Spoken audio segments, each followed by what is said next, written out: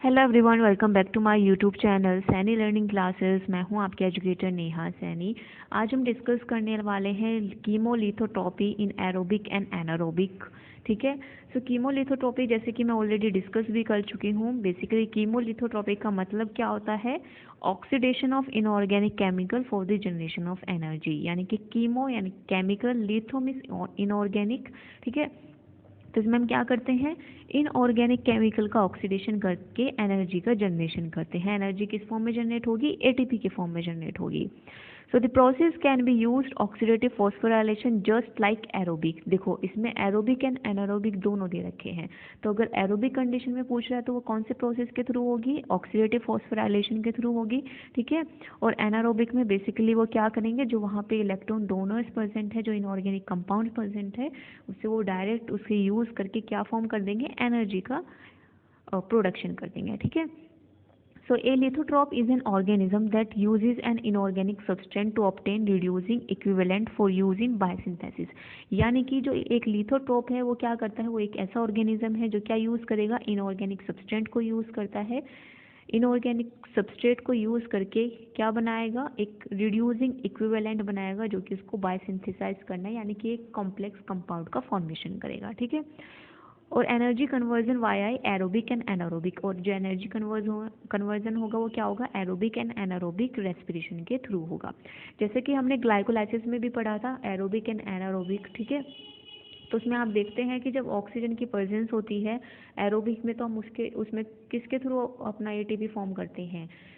Oxidative phosphorylation के through. ठीक है। एनारोबिक के लिए हम फर्मेंटेशन के थ्रू क्या करते थे? अपनी एटीपी जनरेट करवाते थे। Okay. So in chemolithotroph this compound the electron donor are oxidise in the cell. जो कीमोलिथोट्रोप्स है उसके अंदर जो इलेक्ट्रॉन डोनर होते हैं वो क्या करते हैं? ऑक्सीडाइज होते हैं सेल के अंदर, और फिर वो चैनल करते हैं किसके थ्रू? इलेक्ट्रॉन ट्रांसपोर्ट चेन के थ्रू, यानी कि रेस्पिरेटरी चेन के थ्रू, और अल्टीमेटली प्रोडक्शन कर देते हैं एटीपी। इसमें भी क्या होगा? जो इलेक्ट्रॉन्स वहाँ पे जनरेट हो रहे हैं वो क्या करेंगे? वहाँ पे प्रोटॉन ग्रेडिएंट बनाएंगे, एच पॉजिटिव एच पॉजिटिव की कंसंट्रेशन बनेगी, और इलेक्ट्रॉन ट्रांसपोर्ट चेन के थ्रू क्या होता है? एटीपी का सिंथेसिस होगा। ठीक है।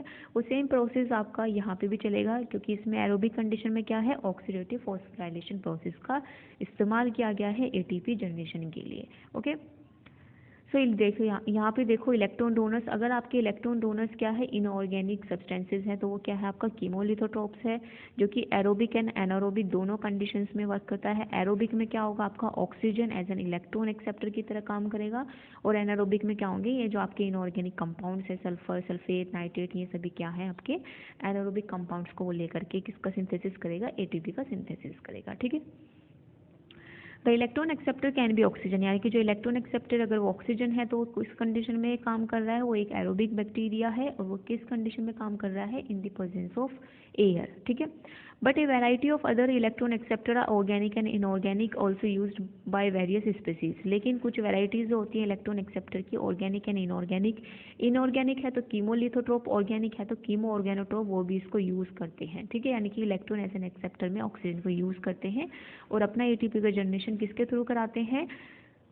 ऑक्सीडेटिव फॉस्फोराइलेशन के थ्रू। ठीक है। So electrons are release from an energy source which is in an inorganic molecule. देखो, कीमोलिथोट्रोप्स में क्या होता है? इनऑर्गेनिक मॉलिक्यूल होता है, तो एनर्जी भी कहाँ जनरेट होगी? किस सबस्ट्रेट जनरेट होगी? जो ये आपका इनऑर्गेनिक मॉलिक्यूल है, ये क्या करेगा? एनर्जी का जनरेशन करेगा। ठीक है। या जो यहाँ से इलेक्ट्रॉन्स जो रिलीज हो रहे हैं वो क्या करेंगे? एज एन एनर्जी सोर्स की तरह काम करेंगे। Electrons are transported to a terminal electron acceptor usually oxygen. यानी कि एरोबिक के केस में क्या होता है? एरोबिक कंडीशन के केस में क्या होता है? जो टर्मिनल इलेक्ट्रॉन एक्सेप्टर है, जो यहाँ पे इलेक्ट्रॉन्स फॉर्म हो रहे हैं, वो लास्ट में जैसे हमने पढ़ा था ईटीसी के अंदर, उसमें जो टर्मिनल इलेक्ट्रॉन एक्सेप्टर था कॉम्प्लेक्स 4 पे, वो क्या था? आपका ऑक्सीजन था। तो ऐसे ही यहाँ पे भी क्या होगा? एरोबिक कंडीशन में टर्मिनल इलेक्ट्रॉन एक्सेप्टर ऑक्सीजन रहेगा, और ऑक्सीजन के साथ कंबाइन करके वो क्या करेगा? H2 का फॉर्मेशन करेगा, और ऊपर की तरफ क्या बन जाएगी? प्रोटॉन मोटिव फोर्स बन जाएगी, या प्रोटॉन ग्रेडिएंट फॉर्म हो जाएगा, जिसकी वजह से क्या होता है? एटीपी का सिंथेसिस होता है। तो एरोबिक कंडीशन में जो आपके कीमोलिथोट्रोप्स हैं वो कौन से प्रोसेस के थ्रू एटीपी का जनरेशन करते हैं? ऑक्सीडेटिव फॉस्फोराइलेशन प्रोसेस का इस्तेमाल करके वो क्या करते हैं?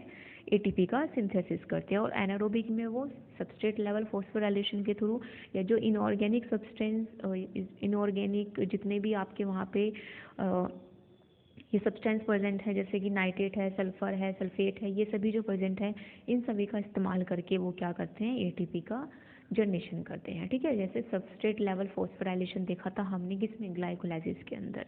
तो सेम आपका ये कीमोलिथोट्रॉपी भी इसी तरह से फॉलो करते हुए चलते हैं। So that's all for today, मिलते हैं फिर नेक्स्ट सेशन में। आई होप आप सभी को ये सेशन पसंद आया होगा। अगर पसंद आया है तो लाइक शेयर सब्सक्राइब करना ज़रूर ना भूलें। लाइक शेयर एंड सब्सक्राइब ज़रूर करें।